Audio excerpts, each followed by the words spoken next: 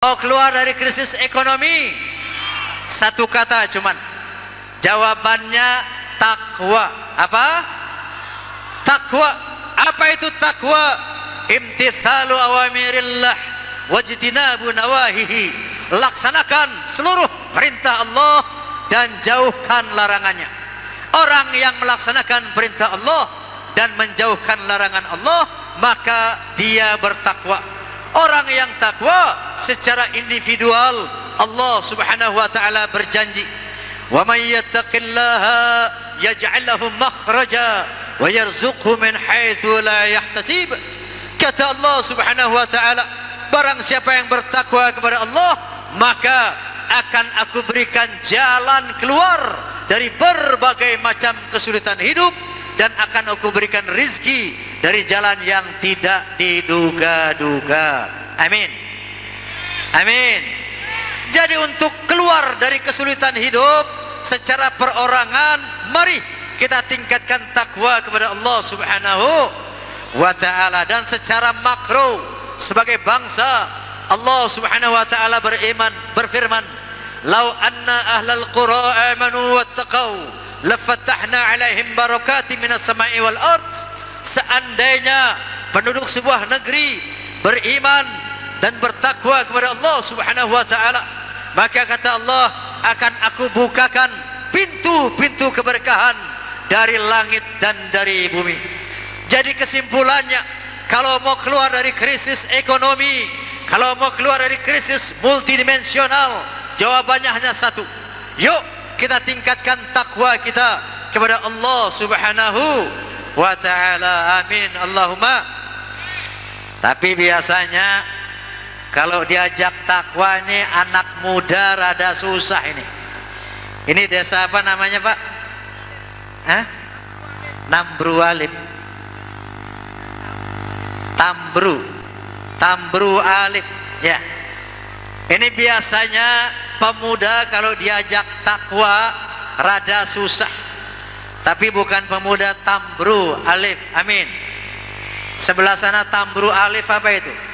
Hah? Jauh dari sini. Kalau pemuda diajak takwa, mereka beralasan, "Hei Bang Haji, kalau saya mah masih muda, masih jauh ke lubang kubur, masih jauh mati. Nanti kalau saya sudah tua, kalau umur saya udah gocap, baru saya mau ibadah kepada Allah Subhanahu wa ta'ala." Saya ingatkan para pemuda, ini asumsi yang salah, ini pendapat yang salah, bahwa yang namanya maut, yang namanya kematian bukan monopoli orang tua. Berapa banyak seorang anak mati mendahului ibu bapaknya? Gimana bang? Bahkan berapa banyak seorang cucu mendahului ke dalam kubur ketimbang kakek dan neneknya. Oleh karena itu, kalau mau bertakwa kepada Allah, jangan tunggu nanti kalau sudah tua. Sangat boleh jadi kita mati tidak lama lagi setelah ini. Nah oleh karena itu, mari tingkatkan takwa kita justru selagi kita masih muda. Kenapa? Di samping umur kita nggak tahu kapan datangnya, Allah lebih menyintai seorang pemuda yang bertakwa ketimbang seorang tua yang bertakwa. Kenapa? Kalau orang sudah tua, umurnya misalnya sudah kepala 87, 85, bertakwa kepada Allah itu soal biasa, betul? Itu enggak hebat, betul? Orang wis tuwek mau kemana lagi kalau tidak bertakwa kepada Allah, betul? Tapi kalau ada seorang pemuda masih sehat badannya, masih kuat badannya, syahwatnya masih tinggi, dia bisa bertakwa kepada Allah Subhanahu wa ta'ala. Inilah manusia yang lebih dicintai oleh Allah. Qala an-nabiy sallallahu alaihi wasallam, "Inna Allah yubahi malaikatu bisyabil 'abid fayaqulu ayyuha asy-syabu at-tariku syahwatahu li ajli al-mubadhdhilu shababahu li anta 'indi ka ba'di malaikati." Kata Nabi sallallahu alaihi wasallam, Allah Subhanahu wa ta'ala membanggakan di hadapan para malaikat tentang pemuda yang bertakwa. seraya berkata, ayyuhasyabut tariku syahwatau li ajli, hai para pemuda yang meninggalkan syahwatnya karena takut kepadaku, al-mubadzilu syababahu li, dan manusia yang mengorbankan masa mudanya dalam rangka takwa kepadaku, anta indi kaba'di malaikati, kedudukanmu di sisiku laksana para malaikatku. Amin ya rabbal. Jadi kalau ada pemuda yang takwa meninggal dunia, dia akan dimasukkan surga yang kelas VIP. Kenapa? Karena derajatnya sama dengan malaikat. Amin Allahumma amin Allahumma. Tapi manusia yang paling beruntung adalah yang kata Nabi, man tala umruhu wa hasuna amaluh, yang panjang umurnya tapi padat dengan amal-amal soleh, dengan perbuatan-perbuatan yang baik, dengan ibadah. Dari muda sampai tua dia beribadah. Ini nanti di akhirat dia akan termasuk konglomerat akhirat. Amin Allahumma amin Allahumma. Iya. Nah oleh karena itu, mari pemuda. Kenapa pemuda justru malas sholat dan rajin maksiat? Saya mau tanya, di kota ini ada enggak orang Islam yang enggak sholat? Ada enggak orang Islam yang enggak sholat? Banyak. Inna lillahi wa inna ilaihi. Saya mau tanya, di kota ini ada enggak umat Islam yang justru rajin maksiat? Yang suka mabuk-mabukan ada enggak? Yang suka pasang togel ada apa enggak? Banyak. Oke. Kenapa ada umat Islam malas sholat, bahkan sebaliknya rajin maksiat? Sebabnya cuman satu, Pak.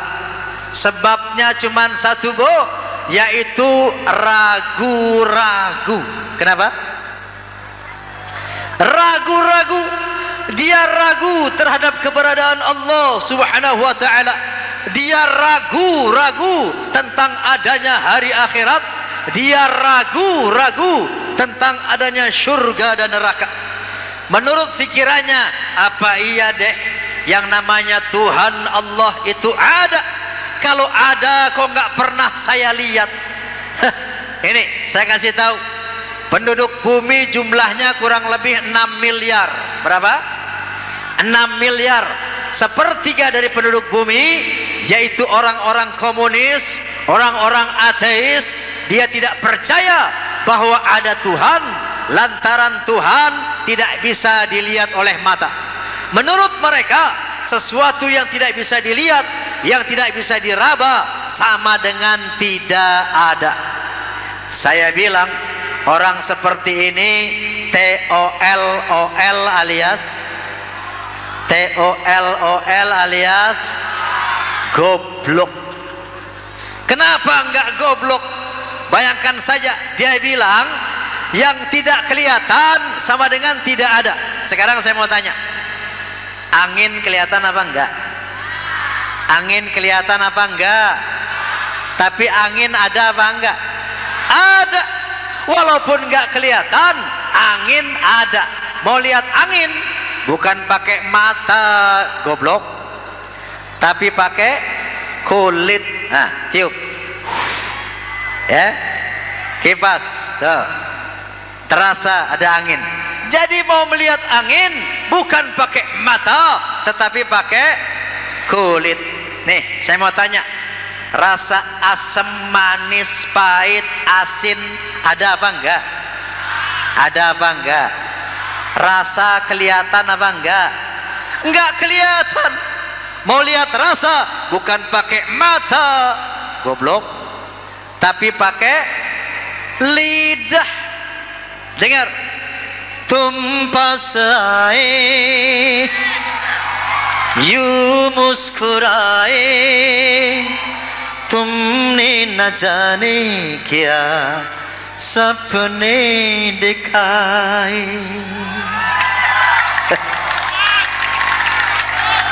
Apa itu?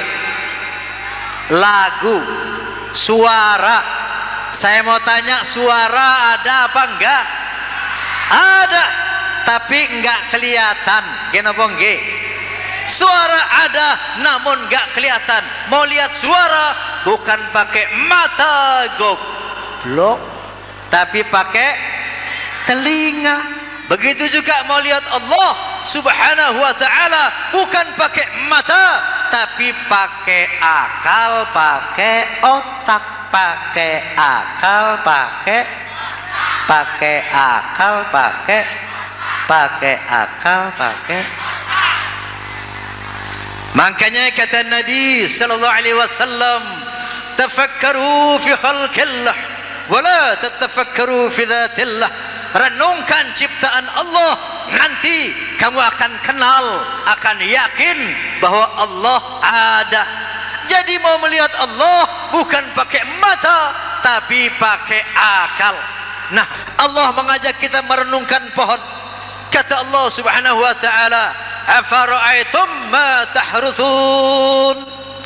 Tidakkah kamu perhatikan pohon-pohon yang kamu tanam? Tuh, afara'aitum ma tahruthun. Tidakkah kamu perhatikan pohon-pohon yang kamu tanam? Nih lihat, pohon jambu, pohon rambutan, pohon pepaya, pohon duren dan lain-lain sebagainya. Coba perhatikan kata Allah. Kemudian Allah bertanya, a antum tazra'unahu am nahnu zari'un? Kamukah yang menumbuhkan pohon itu ataukah Allah yang menumbuhkan? Siapa yang menumbuhkan pohon, Pak? Siapa yang menumbuhkan pohon? Allah. Kita manusia cuman pandai melempar biji pepaya. Kita manusia cuman pandai melempar biji rambutan, biji jambu, biji duren, padi. Namun setelah itu kita tidak pernah berpikir siapa yang menumbuhkan pohon pepaya, siapa yang menumbuhkan pohon-pohon yang memberikan buah sepanjang zaman tanpa hitungan. Ini dipertanyakan oleh Allah Subhanahu wa ta'ala agar mata kita melek bahwa Allah ada. Faham? Faham? Sudah yakin ada Allah? Masih kendor. Mari malam ini kita lenyapkan keraguan-raguan kita terhadap keberadaan Allah. Satu lagi firman Allah yang membuktikan bahwa Allah ada. Allah berfirman, ya ayyuhan nas in kuntum fi raibin minal ba'thi fa inna khalaqnakum min turab thumma min nutfah thumma min 'alaqah thumma min mudghatin mukhallaqatin wa ghairi mukhallaqah linubayyana lakum. Kata Allah Subhanahu wa ta'ala, ya ayyuhan nas, hai manusia, in kuntum fi raibin minal ba'thi, kalau kamu ragu-ragu tentang hari kebangkitan, kalau kamu ragu-ragu tentang adanya surga dan neraka, coba perhatikan bagaimana dirimu diciptakan. Kata Allah, aku ciptakan kamu min nutfah, dari nutfah. Tahu nutfah? Nutfah itu sperma. Tahu sperma? Sperma itu air mani. Tahu air mani? Cah cilik menang. Apa sperma? Dah, tahu air mani, Dik? Mau tahu air mani, Dik? Air sagu campur garam. Kata Allah, coba perhatikan bagaimana diri kita diciptakan.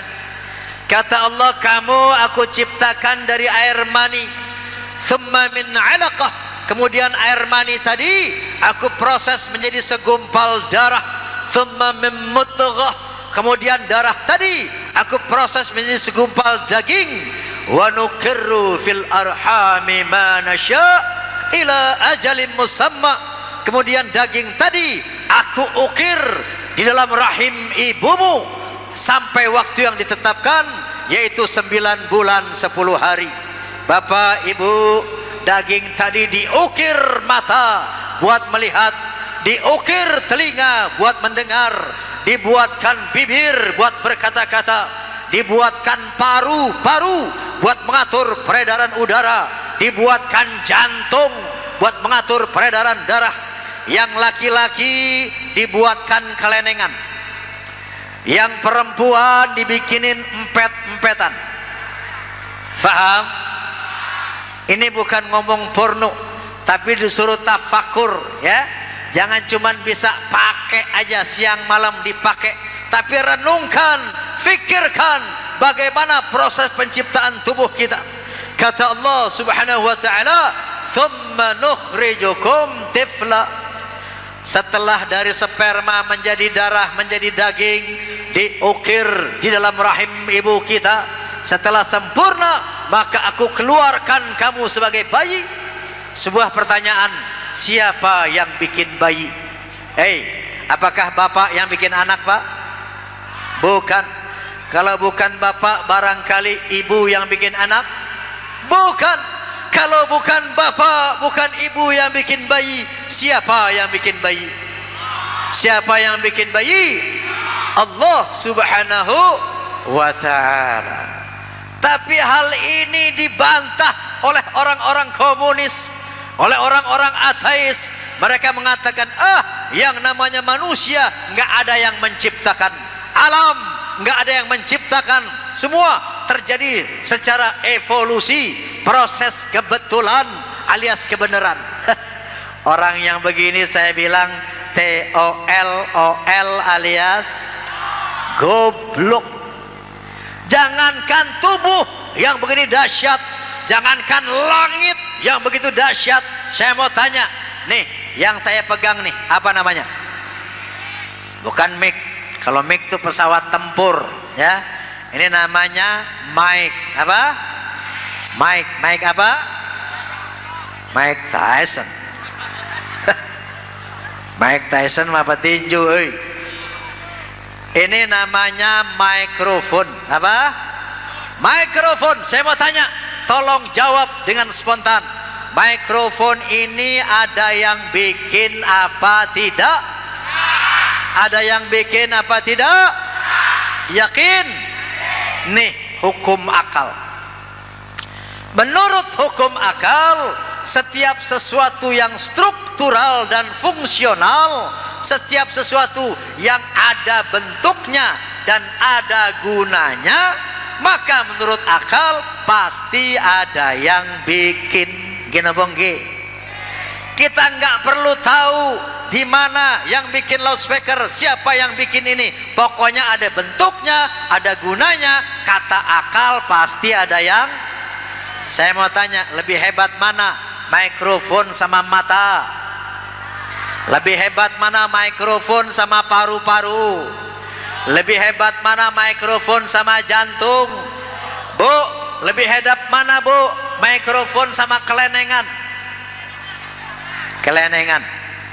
Bu, kalau ditanya mau pilih mana, mikrofon apa kelenengan? Pilih mana bu? Kelenengan. Jadi kalau mikrofon ada yang bikin, kelenengan yang lebih canggih ada yang bikin apa tidak? Kalau mikrofon ada yang bikin, jantung, paru-paru manusia ini ada yang bikin apa tidak? Itu hukum akal. Siapa yang bikin? Allah Subhanahu wa ta'ala. Yakin? Yakin? Ini namanya iman. Mudah-mudahan malam hari ini yang tadinya ragu-ragu tentang keberadaan Allah sudah yakin dengan jalan tafakkur. Amin. Amin ya rabbal. Mudah-mudahan yang tadinya baru Islam sekarang sudah beriman. Amin ya rabbal. Mudah-mudahan yang sudah beriman bisa melaksanakan perintah Allah dan menjauhkan larangan Allah. Amin Allahumma amin. Nah hadirin, yang kedua, tantangan global. Ya, kalau tadi kita menghadapi tantangan internal bangsa, krisis ekonomi, krisis multidimensional, mari kita tingkatkan takwa. Insyaallah dengan takwa Allah akan memberikan jalan keluar dari berbagai macam kesulitan hidup. Dan tantangan yang kedua, tantangan global. kita tengah berada di era globalisasi. Apa itu globalisasi? Hah? Asal katanya global, artinya global itu dunia, artinya globalisasi mendunia. Artinya apa? Di era globalisasi ini seluruh bangsa-bangsa di dunia, seluruh manusia di dunia bersatu, membaur menjadi masyarakat internasional, bersatu membaur menjadi masyarakat dunia.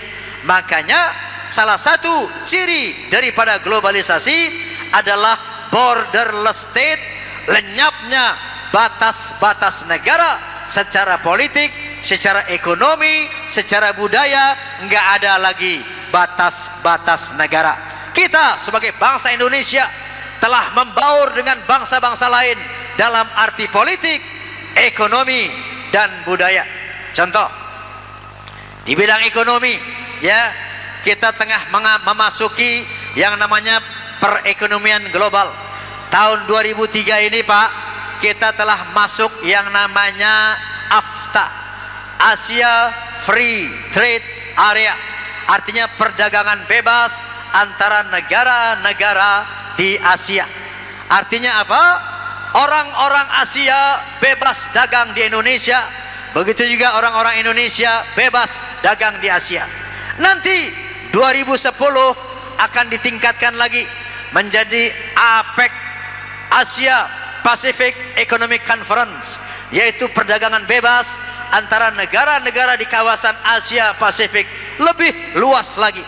Nanti tahun 2020 akan terjadi perekonomian global total, yaitu WTO, yang artinya World Trade Organization, perdagangan bebas antara negara-negara di seluruh dunia. Artinya apa, Pak, Bu? Kita sebagai bangsa Indonesia telah memasuki persaingan dunia di dalam bidang ekonomi. Nah, makanya kita bukan lagi orang Madura bersaing dengan orang Jawa.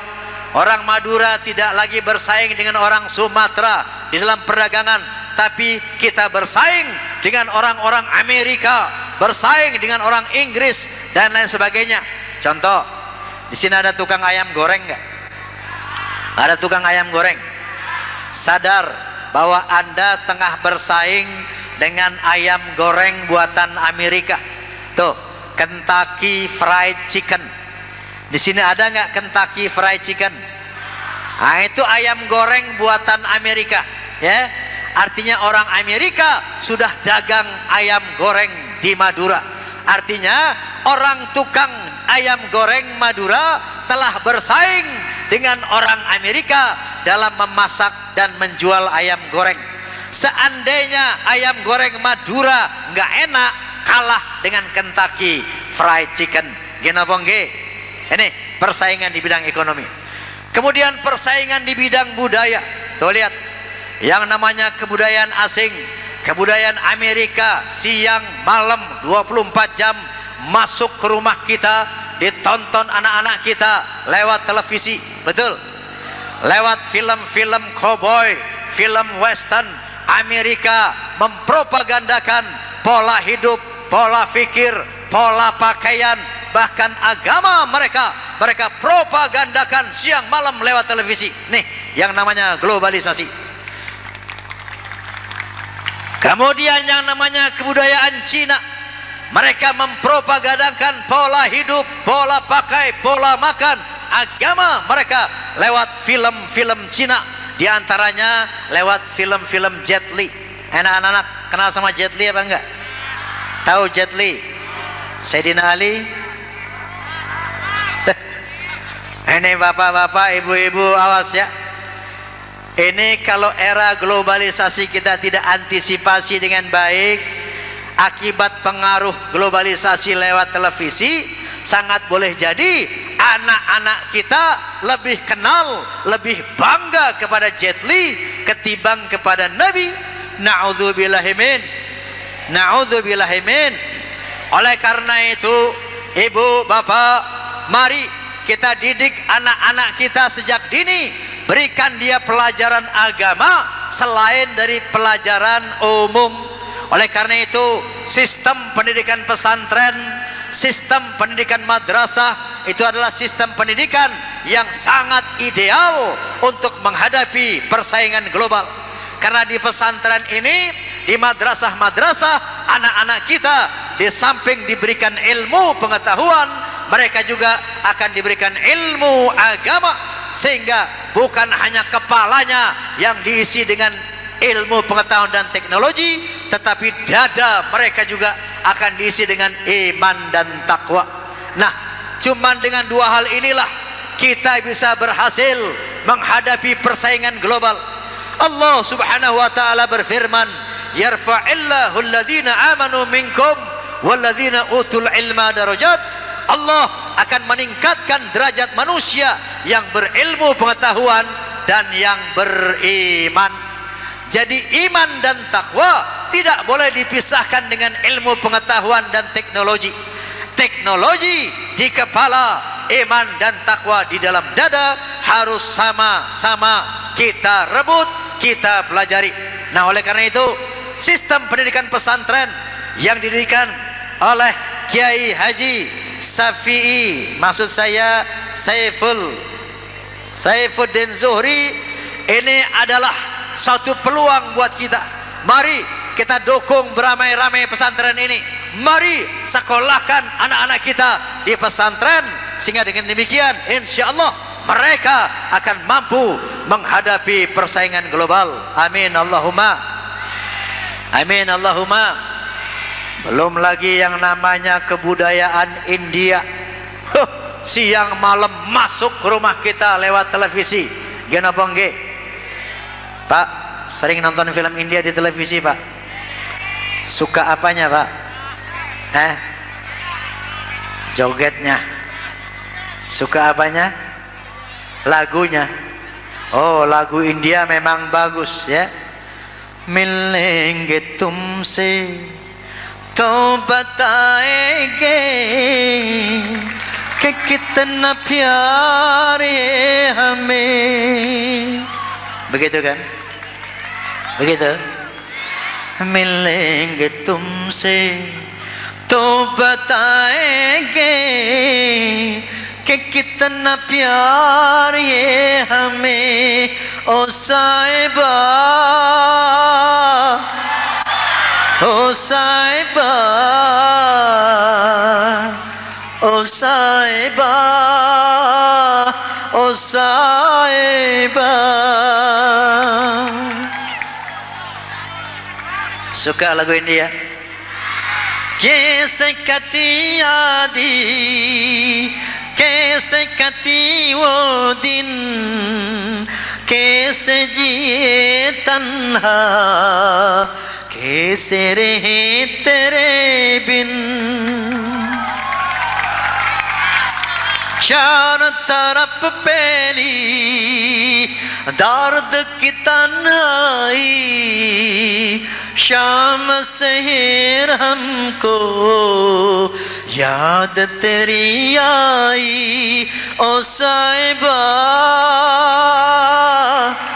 ओ साहिबा ओ साहिबा ओ साहिबा.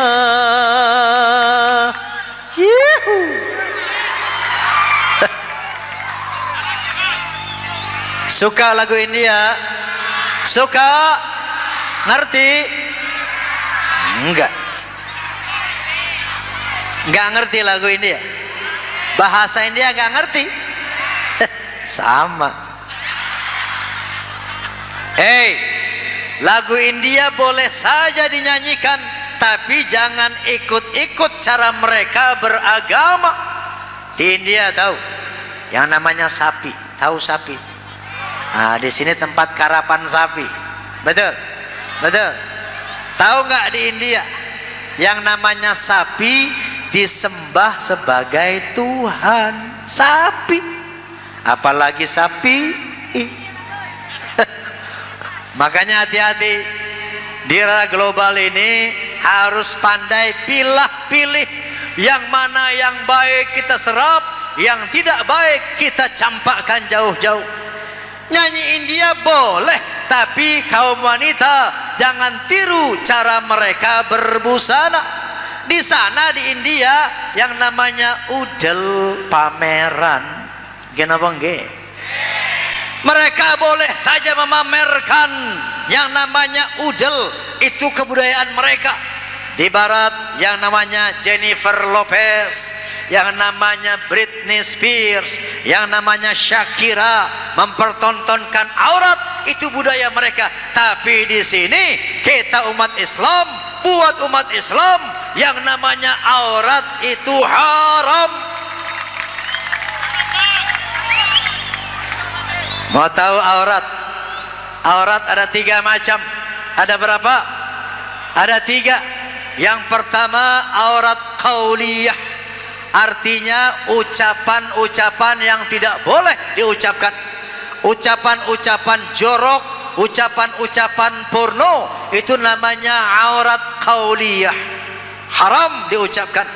Nah yang kedua yang namanya aurat badaniyah, yaitu bagian-bagian tubuh yang tidak boleh dipertontonkan. Yang ketiga aurat fi'liyah, yaitu gerakan-gerakan yang tidak boleh dipertontonkan, karena itu asyaddu haraman, haram yang sangat berat. Jadi yang namanya goyang-goyang ngebor, goyang ngecor, goyang segala macam, ini namanya aurat fi'liyah yang hukumnya asyaddu haraman, haram yang sangat berat, haram yang sangat besar, yang tidak boleh dipertontonkan di televisi ataupun di muka umum. Boleh mau goyang ngebor, mau goyang ngecor sampai mati, silahkan di tempat tidur sama suami kamu, jangan di atas panggung.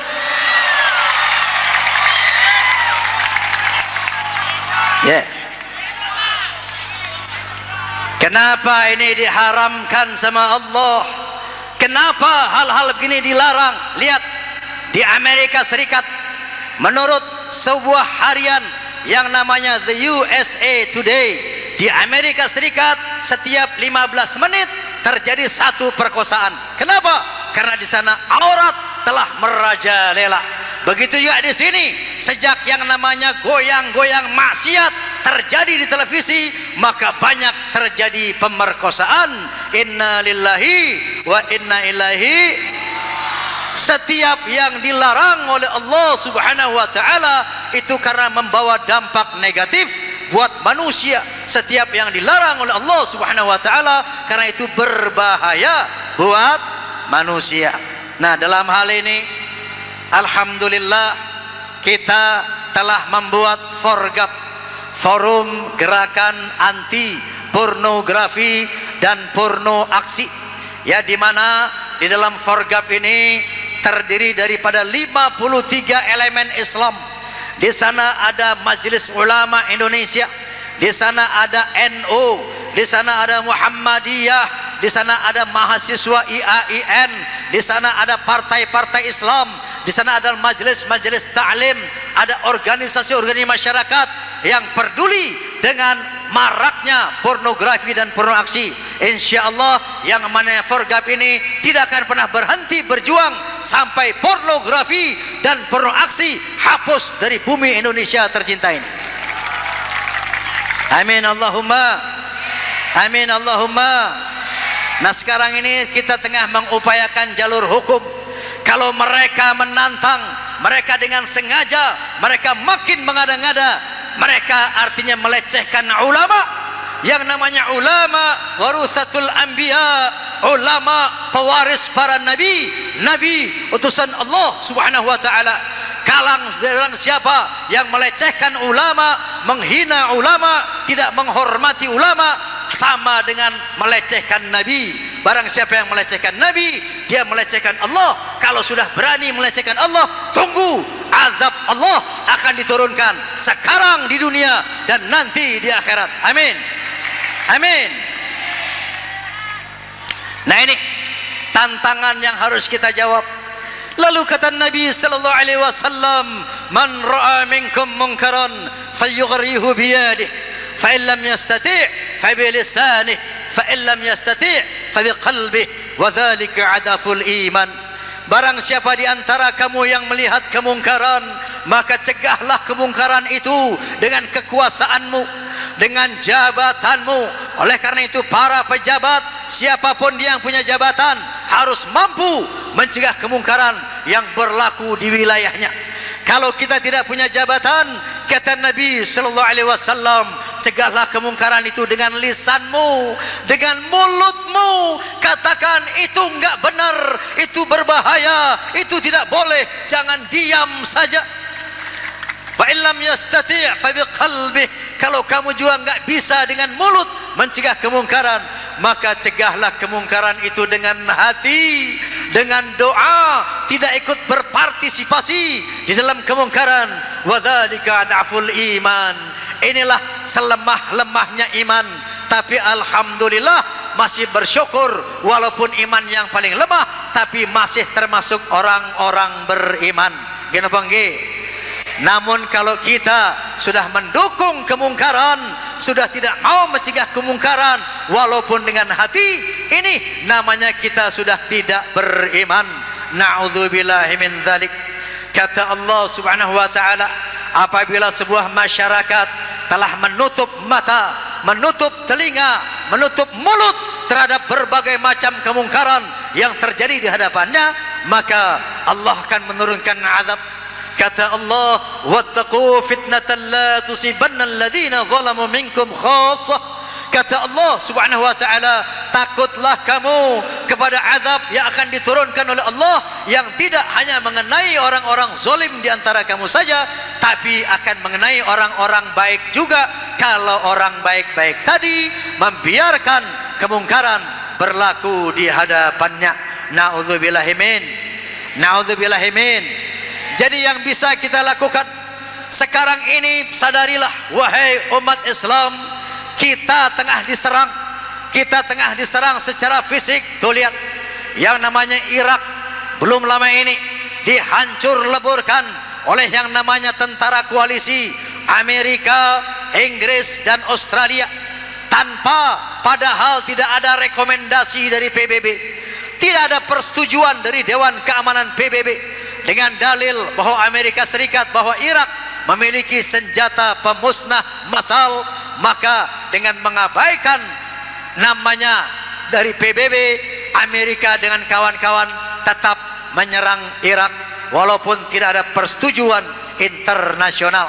Begitu telah diserang, ternyata yang namanya senjata pemusnah massal tidak ditemukan di Irak, alias Amerika, Inggris dan Australia telah mengada-ngada, telah membuat fitnah yang cuma tujuannya ingin menguasai minyak di Irak. Ini sadari bahwa kita tengah diserang secara fisik, dan kita juga umat Islam tengah diserang secara akidah. Sekarang ini ada dilansir slogan-slogan yang mengatakan bahwa agama itu sama, semua agama baik, semua agama benar, Tuhan kita sama, Tuhan kita yang satu, cuman jalannya yang berbeda-beda. Hati-hati, ini perangkap pemurtadan. Hati-hati, ini proyek pemurtadan. Kenapa? Kalau umat Islam, apalagi orang awam, sudah terkena yang namanya pengaruh ini, bahwa semua agama sama, semua agama benar, maka dia akan berpikir semua agama masuk surga. Kalau umat Islam sudah berpikir semua agama masuk surga, maka dia akan ramai-ramai keluar dari Islam. Kenapa? Karena masuk surga lewat Islam terlalu sulit. Umat Islam mau masuk surga mesti sholat 5 waktu, harus puasa di bulan Ramadan. Nanti yang namanya kamu punya uang harus bayar zakat, bayar fitrah, nyumbang masjid. Nanti yang namanya ini nggak boleh, mabuk nggak boleh, judi nggak boleh, ngebor nggak boleh. Susah amat masuk surga lewat Islam. Kalau semua agama masuk surga, lebih baik saya pindah agama ke agama sebelah sana, yang sholatnya cuma seminggu sekali, yang mabuk boleh, ngapa-ngapain boleh, pakai pakaian mini boleh, udel ketok boleh, ngebor boleh, semua boleh. Ini artinya perangkap pemurtadan. Hati-hati, ingat firman Allah Subhanahu wa taala, qul ya ayyuhal kafirun la a'budu ma ta'budun wala antum 'abiduna ma a'bud wala ana 'abidum ma 'abadtum wala antum 'abiduna ma a'bud lakum dinukum waliyadin. Kata Allah Subhanahu wa taala, katakanlah ya ayyuhal kafirun, hai orang-orang kafir, la a'budu ma ta'budun, aku tidak menyembah apa yang kamu sembah, wala antum ma'abiduna ma'abud, dan kamu tidak menyembah apa yang aku sembah, wala ana 'abidum ma'abadtum, aku tidak menyembah sesembahanmu, wala antum ma'abiduna ma'abud, dan kamu tidak menyembah sesembahanku, lakum dinukum waliyadin, agamamu untukmu, agamaku untukku, agamamu tidak sama dengan agamaku. Faham? Faham? Inna dina indallahil Islam, agama yang diridhoi di sisi Allah hanya Islam. Kata Allah Subhanahu wa taala, wa man yabtaghi ghairal islami dinan fala yuqbala minhu wa huwa fil akhirati minal khasirin. Apabila ada manusia yang coba-coba mengambil agama selain Islam, maka tidak akan diterima, dan di akhirat dia akan termasuk orang yang merugi. Kenapa Islam yang diridhoi oleh Allah Subhanahu wa taala? Kenapa Islam satu-satunya agama yang diridhoi oleh Allah Subhanahu wa taala? Karena Islam bukan kafir, bukan orang yang mengingkari. Coba lihat rukun iman. Kita beriman kepada Allah, kita beriman kepada para malaikat, kita beriman kepada para nabi, mulai dari zaman Nabi Adam, Nabi Nuh, Ibrahim, Musa, termasuk Isa Al-Masih Ibnu Maryam yang namanya Yesus Kristus, itu kita imani sebagai nabi.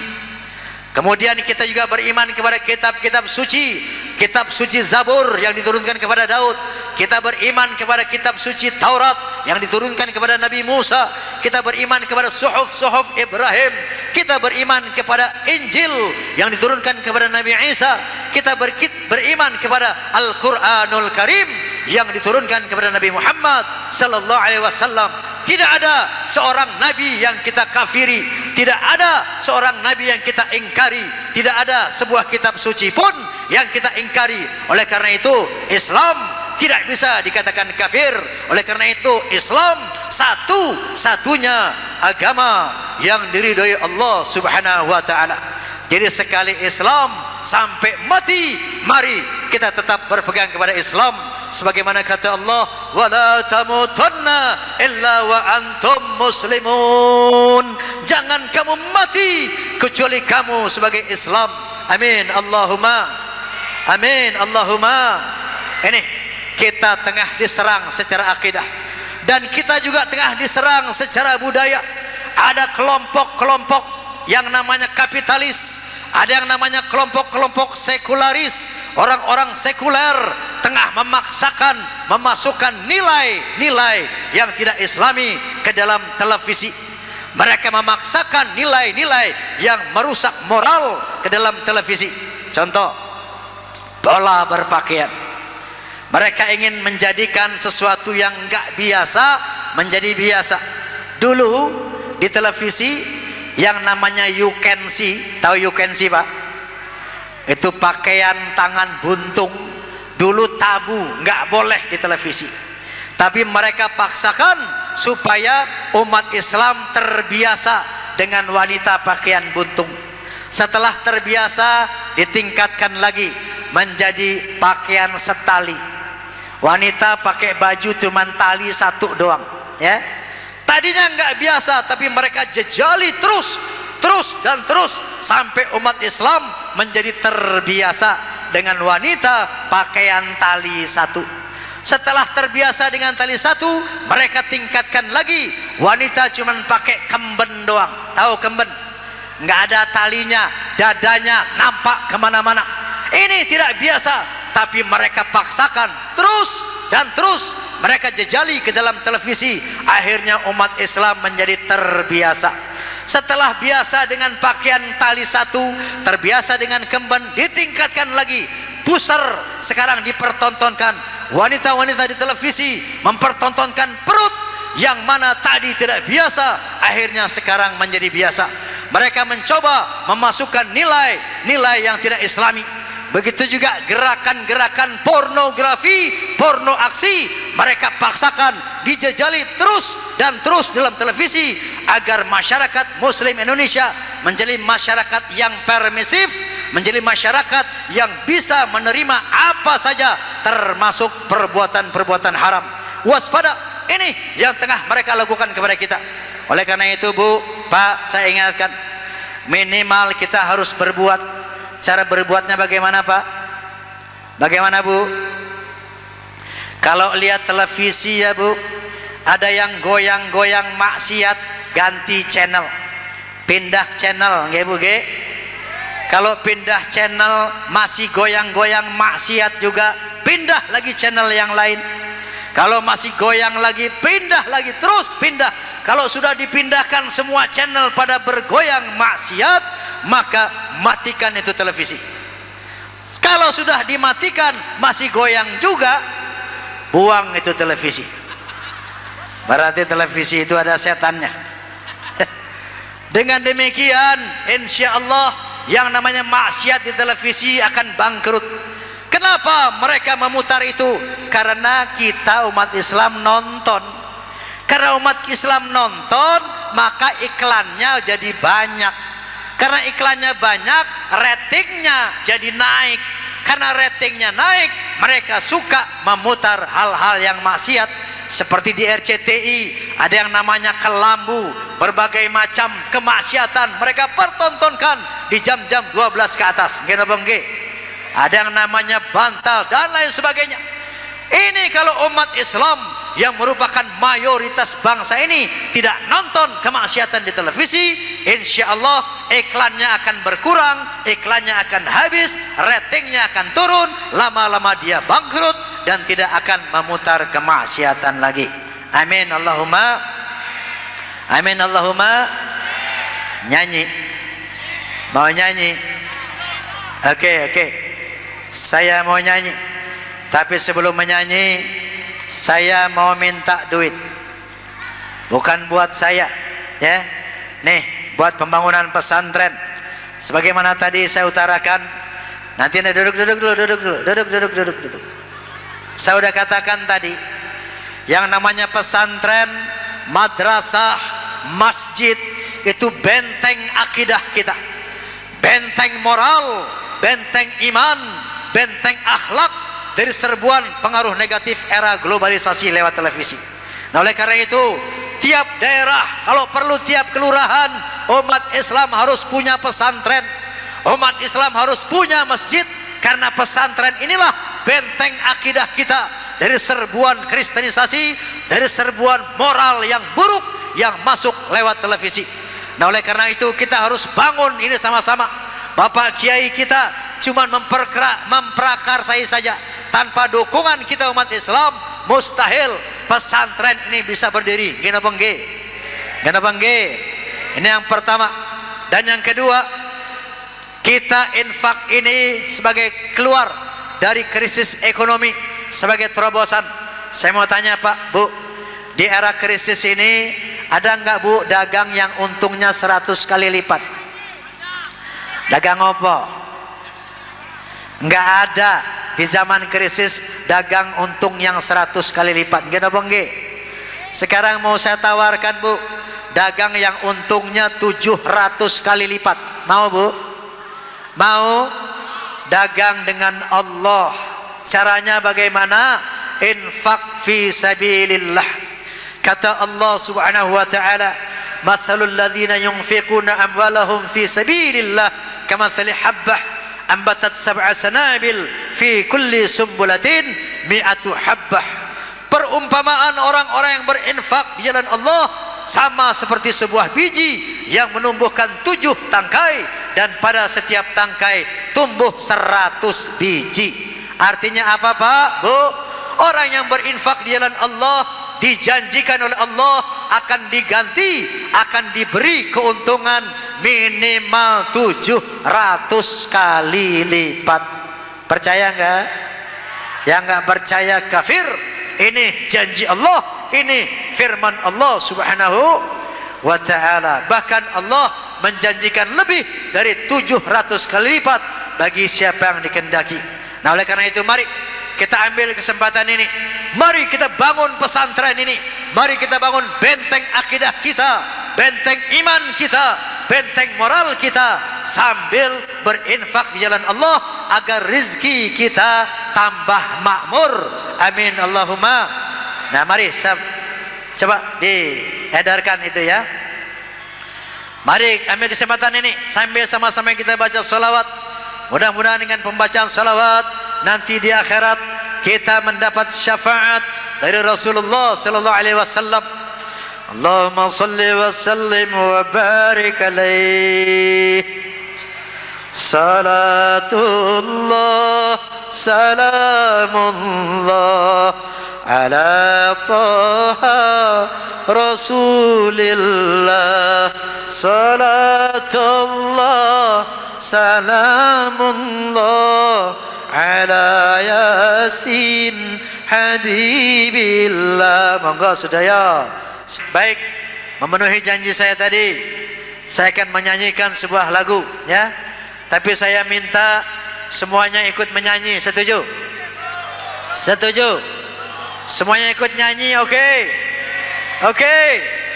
Terima kasih. Nih lihat, di kiri kanan saya ada yang namanya loudspeaker, pengeras suara, disebut juga sound system, sistem suara, terdiri dari 3-way system, 3 jalur suara. Yang pertama namanya bass range, suara bass. Yang kedua mid range, suara tengah. Yang ketiga high range, suara tinggi. Suara bass diwakili oleh laki-laki, bapak-bapak, cowok ya. Cowok siap? Cowok siap? Oke. Yang kedua mid range, suara tengah, diwakili oleh ibu-ibu, cewek ya. Ibu siap Bu? Siap Bu? Siap. Oke, yang ketiga high range, suara tinggi, diwakili oleh cah cilik, anak-anak nih, anak-anak kecil. Anak-anak siap?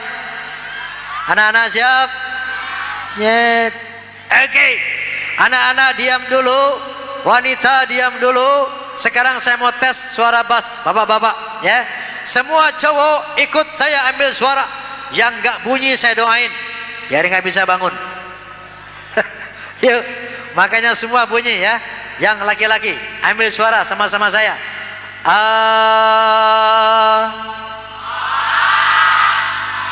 Itu namanya suara bass ya.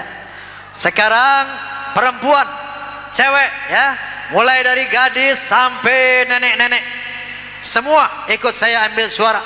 Kalau ada gadis yang nggak bunyi saya doain, jodohnya jauh. Makanya nyanyi, berapa susahnya nyanyi ya. Yang sudah punya suami nggak mau nyanyi saya doain, suamimu kawin lagi. Makanya nyanyi. Nenek-nenek juga mesti nyanyi. Kalau nggak nyanyi saya doain nggak bisa kentut 3 bulan. Yuk semua perempuan ambil suara semuanya.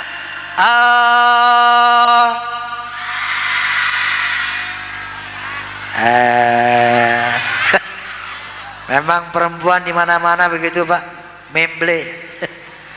Oke, sekarang suara tinggi high range. Anak-anak ya, anak-anak yuk, di bawah 17 tahun bunyi. Yang nggak bunyi gue sunatin 2 kali. Ayo.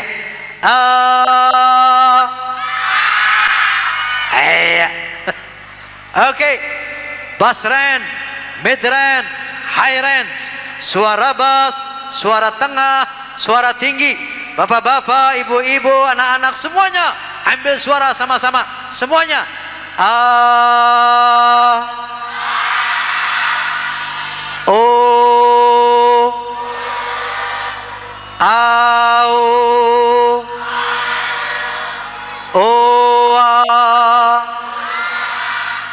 Persis taman kanak-kanak ini.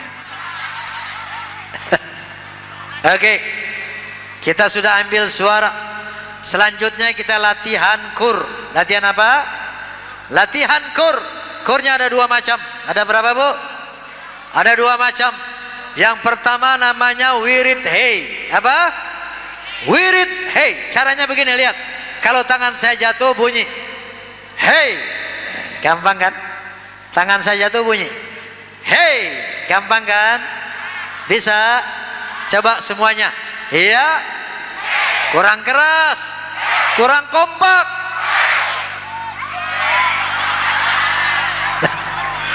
Tangan saya jatuh bunyi hey. Oke? Yang kedua, kur yang kedua namanya wirid huha. Apa?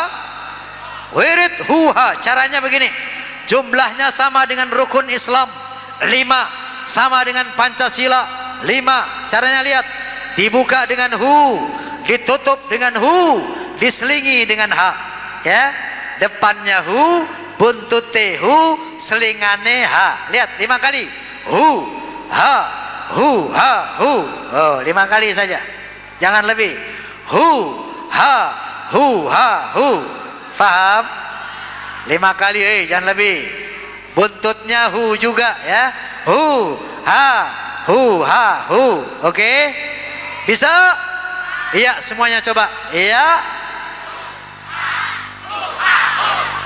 Oke. Sudah siap semuanya?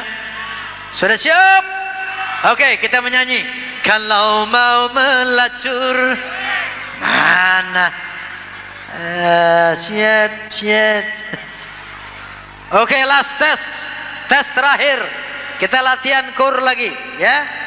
Tes terakhir, latihan kur lagi. Kur yang pertama wirid hey. Kalau tangan saya jatuh bunyi hey. Coba. Lagi. Yang kedua hu, ha, hu, ha, hu. Iya. Oke. Kita menyanyi. Sudah siap? Sudah siap? Kita menyanyi. Kalau mau melacur harus pakai uang. Kalau mau berjudi harus pakai uang.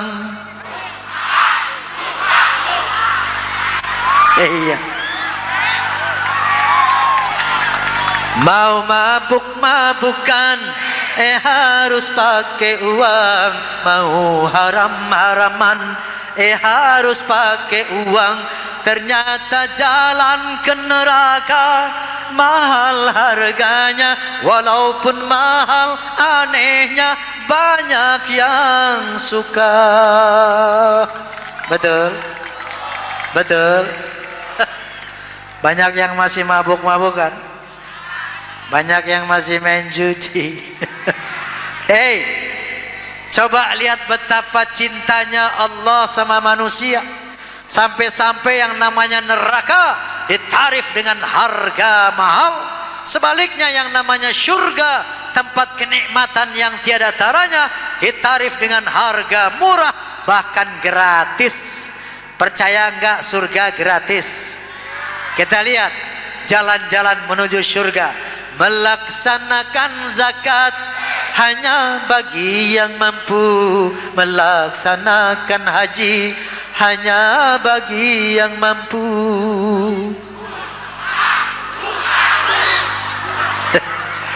Mengerjakan sembahyang tidak usah membayar. Mengerjakan puasa tidak usah membayar. Ternyata jalan yang ke surga murah harganya. Walaupun murah anehnya banyak yang ogah. Betul? Betul? Sudah tahu surga, Bu? Bu, mau tahu surga? Mau tahu surga, Pak?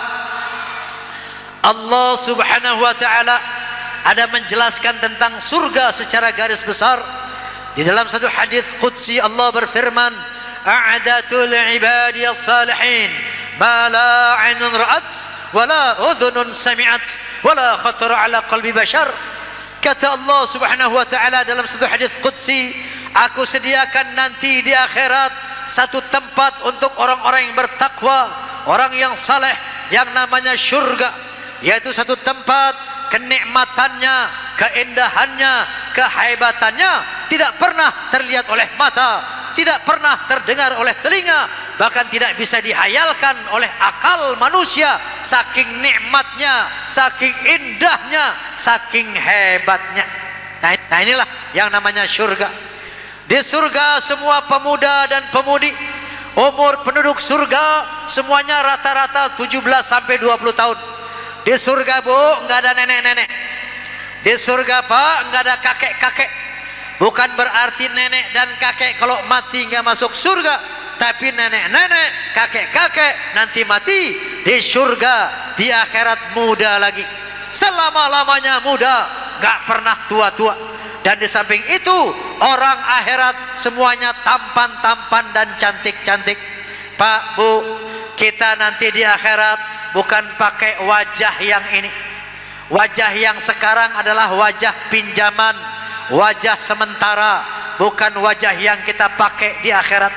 Nanti di akhirat manusia wajahnya tergantung dengan amal perbuatannya.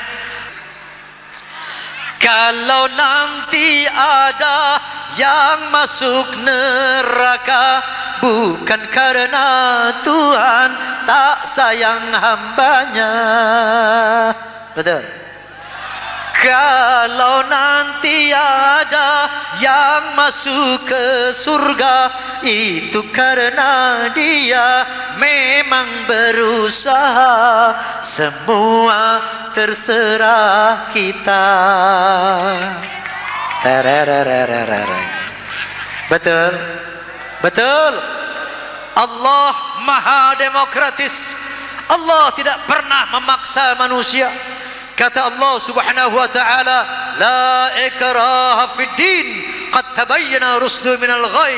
Tidak dipaksa dalam beragama, karena telah jelas yang lurus dan yang sesat, telah jelas yang benar dan yang tidak benar. Jadi semua terserah kita. Mau masuk surga terserah kita, mau masuk neraka terserah kita. Allah tidak pernah memaksa manusia. Barangkali ada warga Pamekasan yang kepengen masuk neraka. Ada enggak orang sini yang mau masuk neraka? Ada enggak? Na'udzubillahimin.